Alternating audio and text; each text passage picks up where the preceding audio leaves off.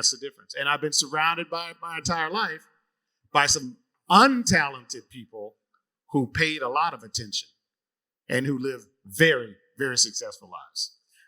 And when we think about all the gifts that the richest thing that any one of us has at your age and my age when we were young people was what is in our brains and whether we develop that. And when you see talented people who have many gifts, we always think of certain fields.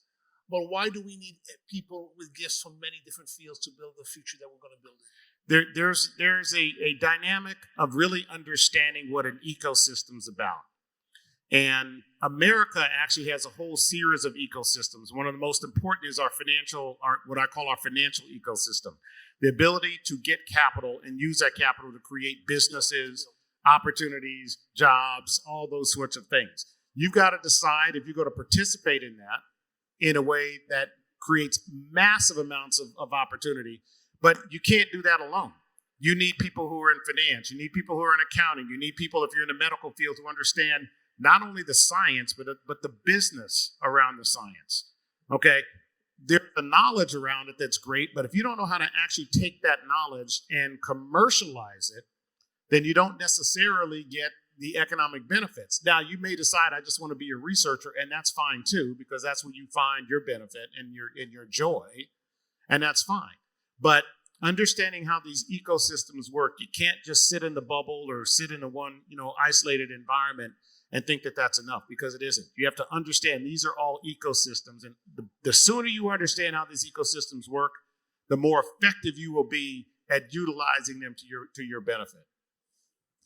And if we look at higher ed at Xavier and other HBCUs and other colleges as well, as an important place where we can refine those gifts. And we know that affordability, ability to pay is a challenge for Black students, more so than for white students, and debt is hard.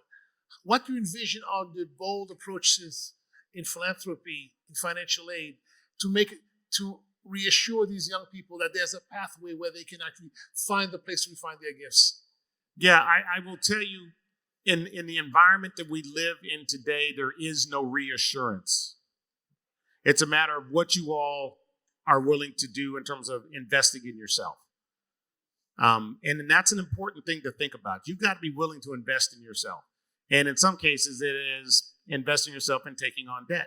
In some cases, it's investing yourself to take advantage of the Student Freedom Initiative Fund, right? In some cases, it's investing in going and finding out where you can get scholarships. In some cases, it's, working in a job or work study, whatever it is, to offset the cost of your education. But if you aren't willing to invest in yourself, it is highly unlikely that people are going to give you the assurances that they're going to invest in you. Because, from my perspective, I'm not investing in people who aren't willing to invest in themselves, because there's a lot of people investing in themselves who I'm going to get behind. Because I see, all right, they fundamentally believe that they can make a difference, not only in their lives, but lives that they care about. And I like to support that. And that's what philanthropists are typically looking for. Often they're looking for that spark, that person.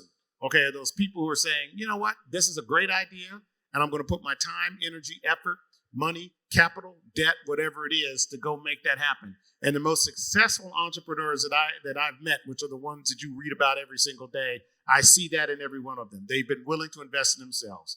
Now, don't get me wrong.